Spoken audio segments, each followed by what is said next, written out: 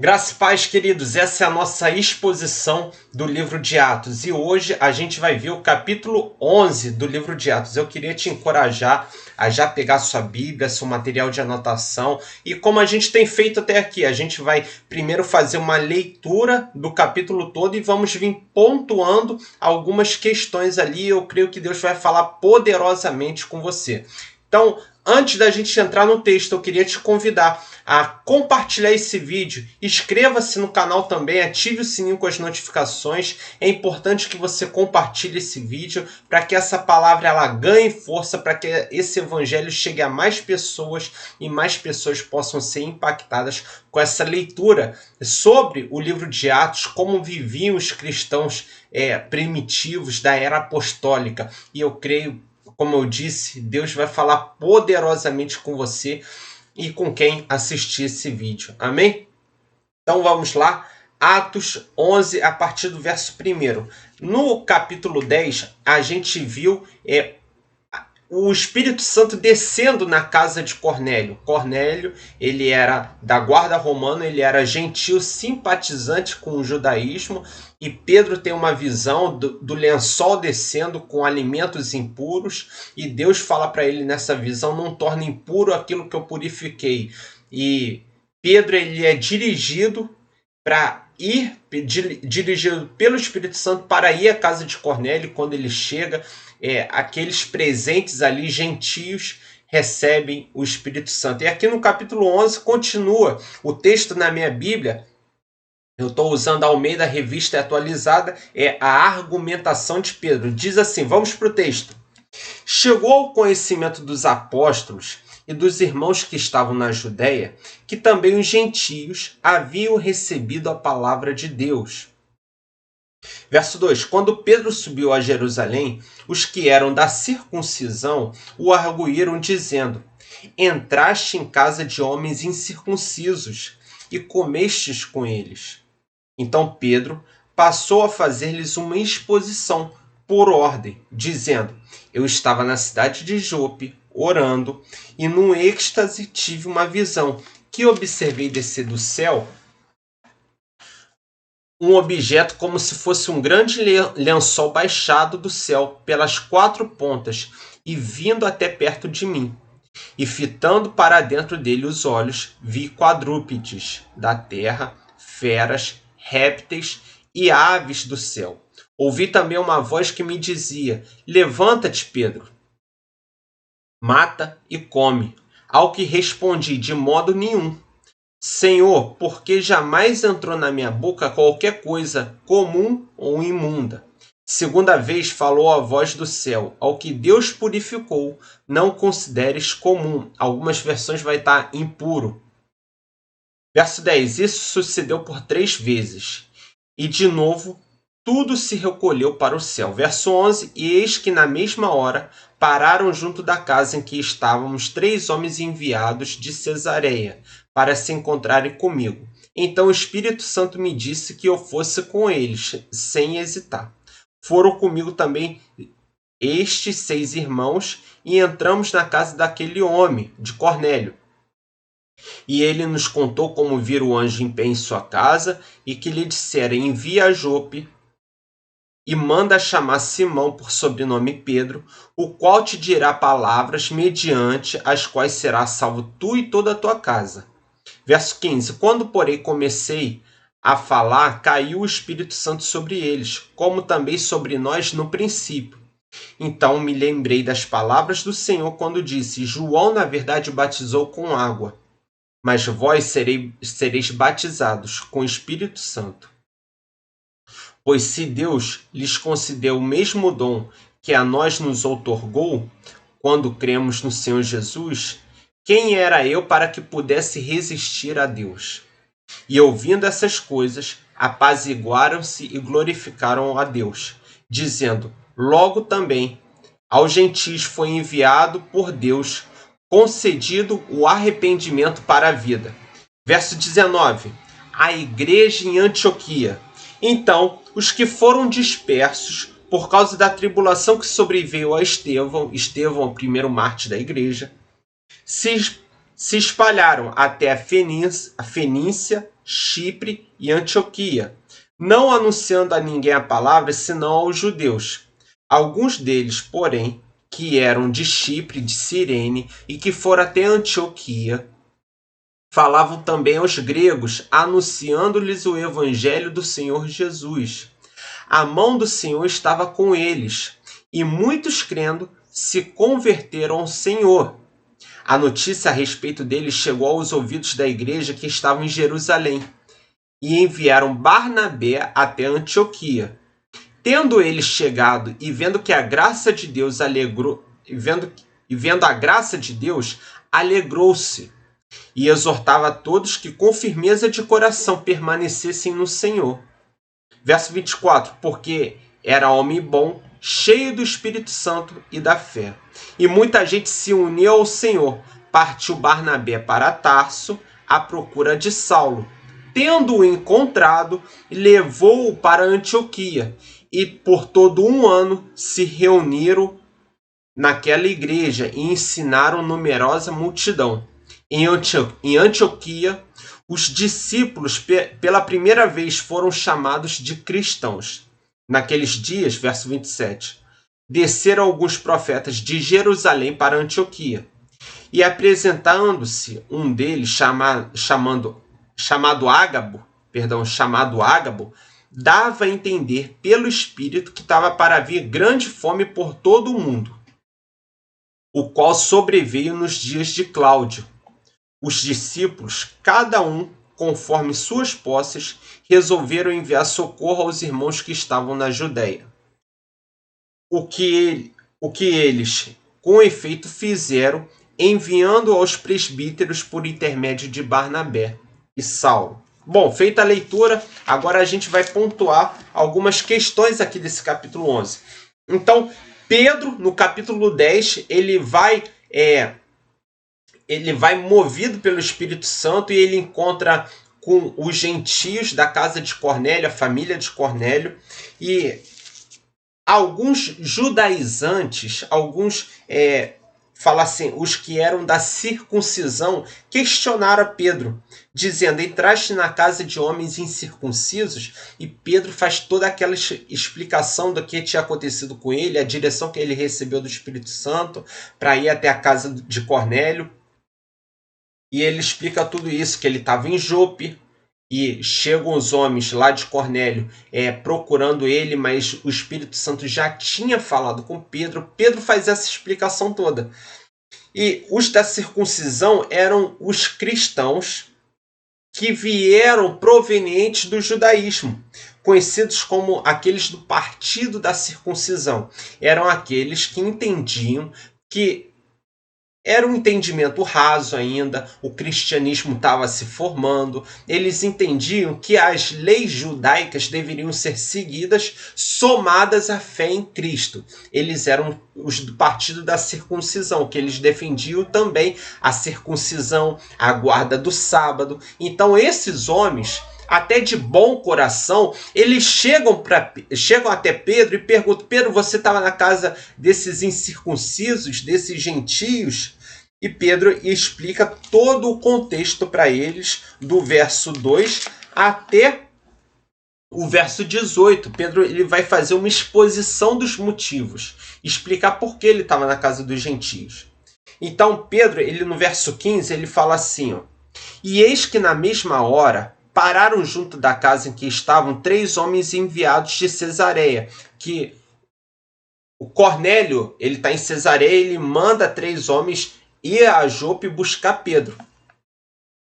E Pedro fala que quando ele chega, o Espírito Santo, quando ele chega a Cesareia, o Espírito Santo desce sobre os gentios. E ele fala assim, como no princípio, como no dia de Pentecostes. Sim, Pentecostes, na festa judaica de Pentecostes, em Jerusalém, 11 nações representadas pelos judeus que vieram provenientes dessas 11 nações, chegam para Jerusalém, recebem o Espírito Santo, agora há algo inédito acontecendo a partir do capítulo 10, que o Espírito Santo é derramado sobre os gentios, e Pedro, no capítulo 11, explica desse derramar, desse agir do Espírito Santo sobre os gentios. Então veja que não há uma etnia especial para Deus. Agora Deus, por meio da sua maravilhosa graça, ele derrama do seu Espírito sobre os judeus, aqueles provenientes que receberam a revelação especial de Deus no Antigo Testamento, e derrama sobre os gentios, aqueles que não conhecem a lei de Deus. E o Espírito Santo é distribuído a todos. E começa a se cumprir a promessa que foi dita a Abraão: de ti farei uma grande nação. E agora a igreja é a nação de Deus. A igreja de Cristo, o corpo de Cristo sobre a face da terra, compostos de judeus e gentios.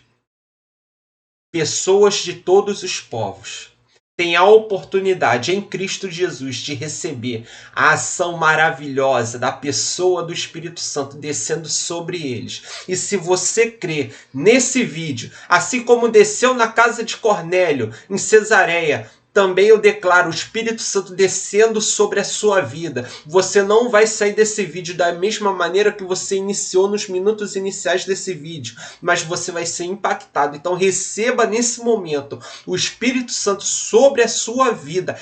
Creia, porque o único requisito para você e eu termos o Espírito Santo, ter esse dunamis, esse poder de Deus, que é comparado como uma explosão de uma dinamite, essa força sobrenatural, esse agir de Deus em nós por meio da pessoa do Espírito Santo, é a sua fé. Quando você exerce fé na obra salvífica de Cristo, o Espírito Santo ele desce sobre a sua vida, você é transformado numa nova criatura, você é justificado, você é sarado, você é liberto.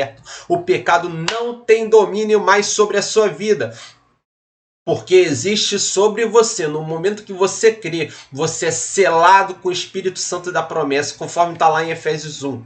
No momento em que cremos, somos selados com esse Espírito, com o Espírito Santo, o Espírito que desceu, o Espírito Santo que desceu na casa de Cornélio.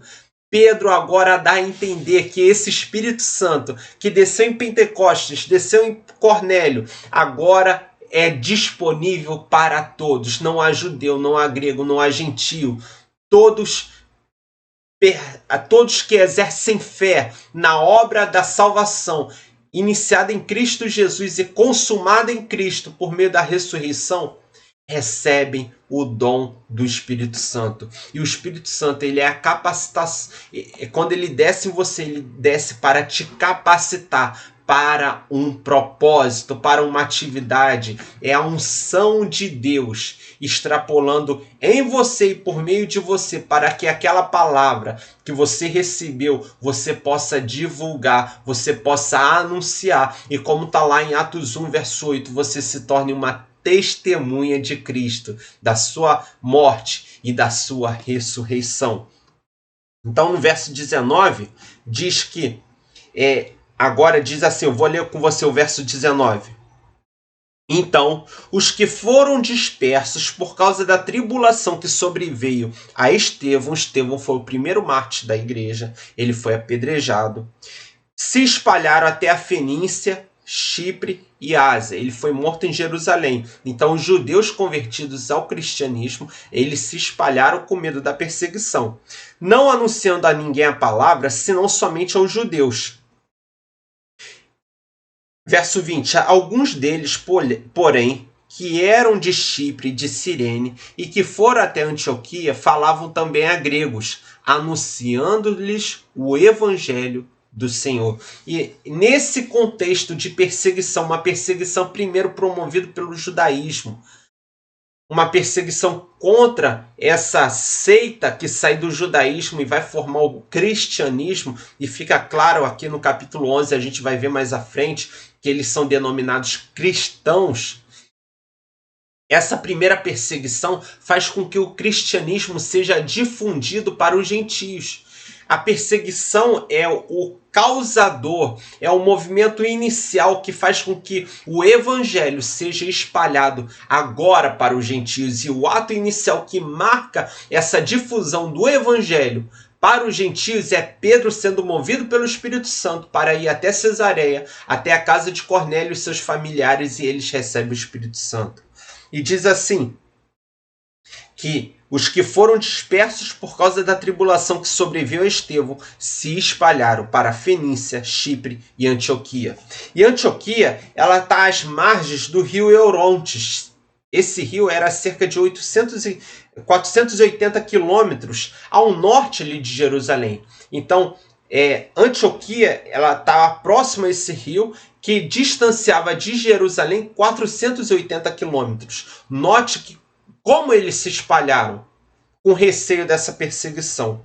Ao norte de Jerusalém. Então está lá Jerusalém, ao norte, 480 quilômetros, estava Antioquia. Antioquia vai ser um dos berços do cristianismo para os gentios. Se Jerusalém é o berço do cristianismo para a nação de Israel, para os judeus, Antioquia é o berço do cristianismo, tendo como figura principal o apóstolo Paulo, para a difusão do cristianismo por toda a Ásia Menor, por todo o Oriente da época. E por que é tão importante Antioquia? Antioquia era uma das cidades tão numerosas, tão populosas, ela era a capital do Império Romano, ali na Síria. Era a terceira maior cidade do Império. Então note que Deus não faz nada à toa. Deus não manda para uma cidadezinha pequena, se bem que Deus pode pegar a cidadezinha e transformar numa grande megalópole e partir dali o evangelho, mas Deus usa as estruturas já existentes no Império Romano, que é Antioquia, a terceira maior cidade do Império Romano, capital do Império na Síria, para que a partir de Antioquia o evangelho seja levado.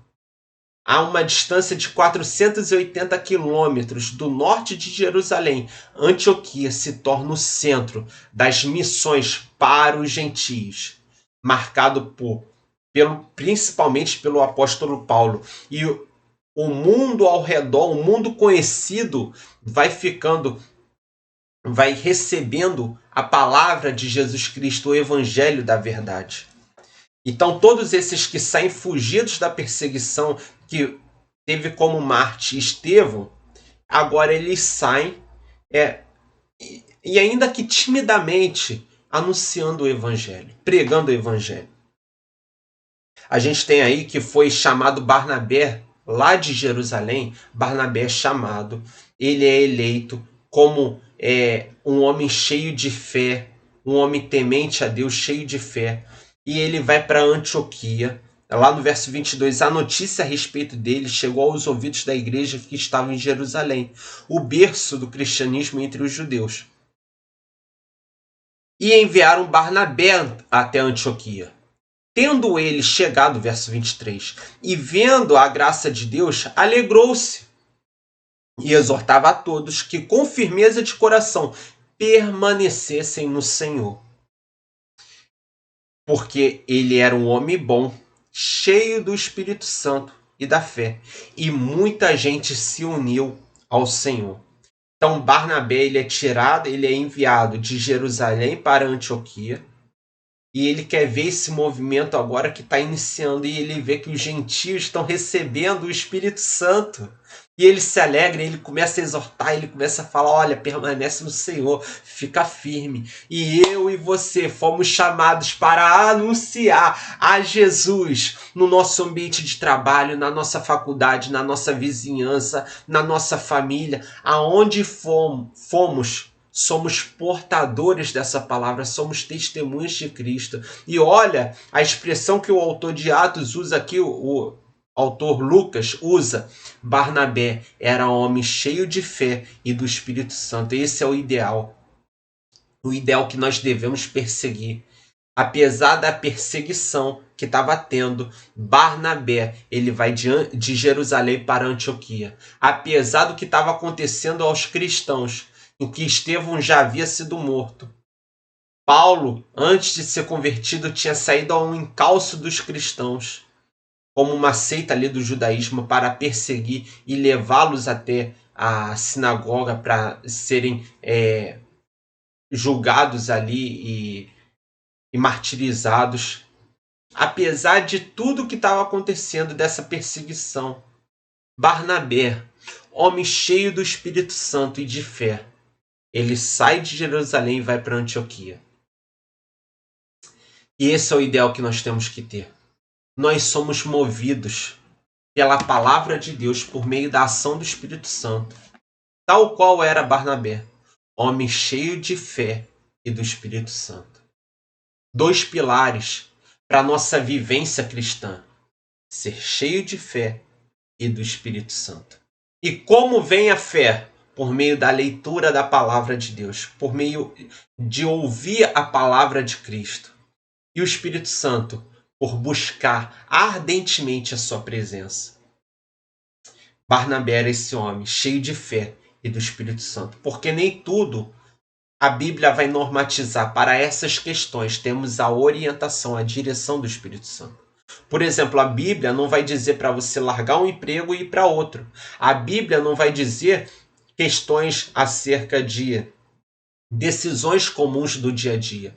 Para todas essas outras coisas, temos a direção do Espírito Santo, que é o nosso ajudador, no nosso Paracletos. E Barnabé era esse homem cheio de fé e do Espírito Santo.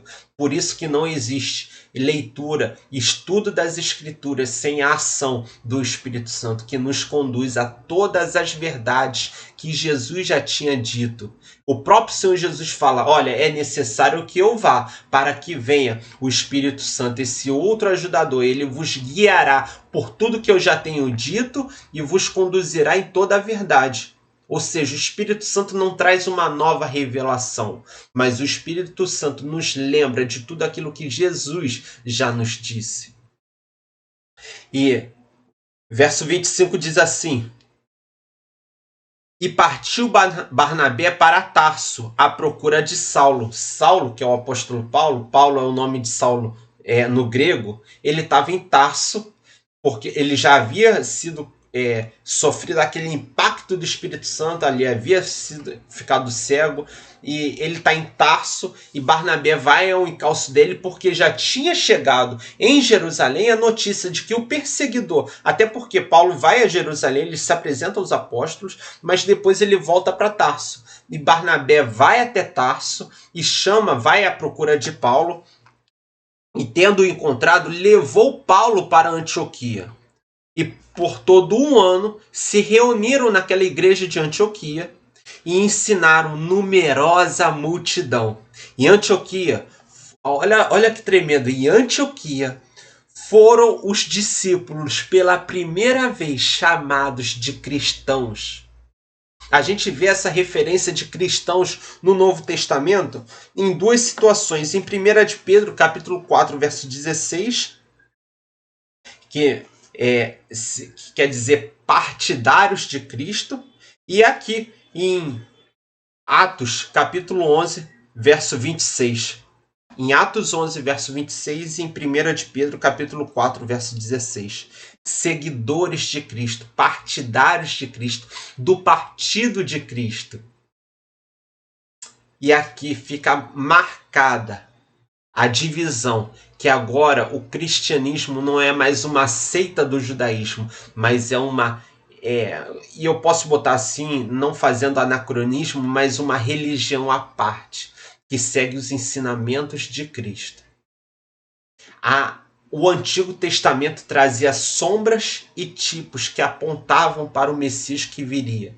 Agora, no Novo Testamento, essas sombras e tipos foram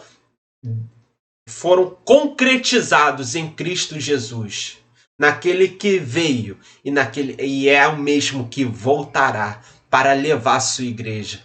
Amém? E verso 28 diz assim, que vieram os profetas de Jerusalém para Antioquia, e chega em Antioquia um profeta chamado Ágabo, e ele vai dizer acerca de uma grande fome que vai ter. E o historiador Flávio Joséfo, ele relata no livro A História dos Hebreus que no ano 46 houve uma grande fome em Jerusalém. Mas isso que é a igreja. Porque a igreja de Antioquia levanta recursos para ajudar os irmãos em Jerusalém frente àquela situação. E a igreja não é só uma congregação que vive nas quatro paredes para dentro, mas nós temos irmãos nesse momento, cristãos no Iraque, cristãos na Síria, cristãos no México, cristãos na Guatemala, cristãos nos países perseguidos. E nós, como a igreja brasileira, o que temos feito para ajudar esses cristãos que estão sendo perseguidos? Mas note que aqui na igreja primitiva, os cristãos de Antioquia levantam recursos para ajudar os cristãos que estão passando fome em Jerusalém. Nós somos a igreja de Cristo, todos nós. Somos a igreja de Cristo. Temos nossas divergências doutrinárias. Temos os nossos institutos doutrinários, às vezes, muitas das vezes divergentes. Mas não podemos esquecer que a igreja se solidifica sobre um pilar. Que Jesus, ele é o Filho de Deus.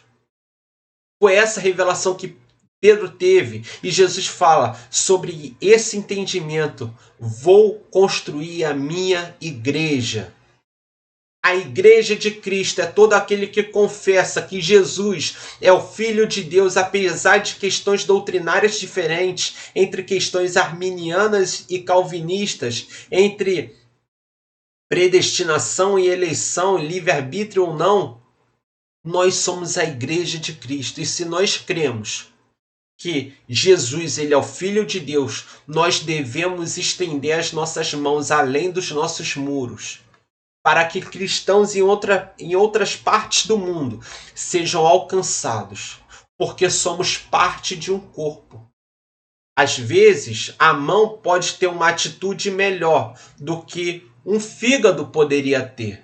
E a mão pode trazer um remédio até a boca para alimentar para fortalecer esse fígado. É assim que funciona um corpo. E nós somos parte desse corpo que é a Igreja de Cristo. Então nós não devemos nos preocupar somente com o nosso mundo, aqui na nossa igreja local, mas olhar para o lado de fora dessa igreja. Porque somos todos, assim como Pedro pregou o evangelho para os gentios e eles receberam o Espírito Santo, a mensagem desse capítulo 11 de Atos é que a igreja de Cristo está fora das nossas paredes também. A igreja de Cristo são cristãos que estão em países perseguidos, em que a Bíblia não pode ser lida. Cristãos na China, cristãos em Cuba, cristãos na Venezuela. A igreja precisa se unir. Não vamos, como houve com os morávios, lá no século XVII, na terra do conde de Zinzendorf, não vamos nos ater àquilo que nos é divergente. E quando eles se apegaram a esse princípio e não nos ater àquilo que nos causa divisão, os morávios, e aí muito mais posteriormente do que aqui em Atos, século XVII, eles passaram por um grande reavivamento. E a partir dali, juntas missionárias foram criadas. Missionários, eles eram vendidos como escravos para evangelizar os escravos. E esse amor é algo que testifica dentro de nós que somos testemunhas de Cristo. E somos aqueles que receberam o Espírito Santo. Nós não recebemos o Espírito Santo para acordar, pagar contas e ir trabalhar. Não, nós recebemos o Espírito Santo para impactar pessoas ao nosso redor. Amigos, colegas de trabalho, na nossa jornada, na nossa vida de pegar um Uber e ir para o trabalho, ir para uma atividade. A todo tempo, o nosso discurso tem que ser um meio para introduzir a palavra de Cristo.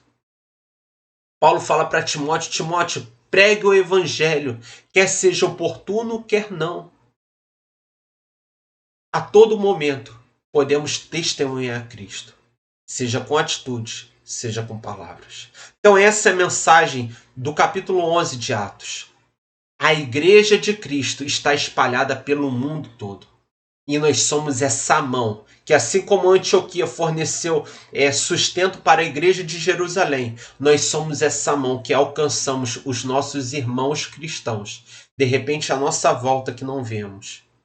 Ficamos tão aficionados por templos luxuosos e esquecemos de fornecer o alimento sólido para irmãos que estão do nosso lado ou distante de nós passando necessidade. Que possamos ser como a igreja primitiva, que apesar dos seus erros, tinha dentro de si esse senso de solidariedade, de ajudar os irmãos em Cristo. Amém? Então, queridos, essa é a nossa exposição do capítulo 11 do livro de Atos. Fique conosco, vá acompanhando os vídeos no canal. Dentro em breve a exposição do capítulo 12, os cristãos que são perseguidos por Herodes Agripa. Então tem muito mais conteúdo aí para você. Amém? Graça e paz, queridos.